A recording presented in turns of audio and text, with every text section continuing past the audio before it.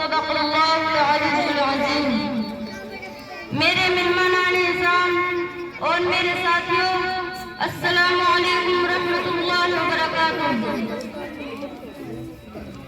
یہ صف کا دل ہے عیسائی بھی اپنا مان کہتے ہیں، یہ صف کا دل ہے عیسائی بھی اپنا مان کہتے ہیں، اسی چاہت بھری مٹی کو ہندوستان کہتے ہیں، ہم اپنی جان کے دشمن کو اپنی جان کہتے ہیں، کہ ہم اپنی جان کے دشمن کو اپنی جان کہتے ہیں، محبت کی اسی مٹی کو ہندوستان کہتے ہیں۔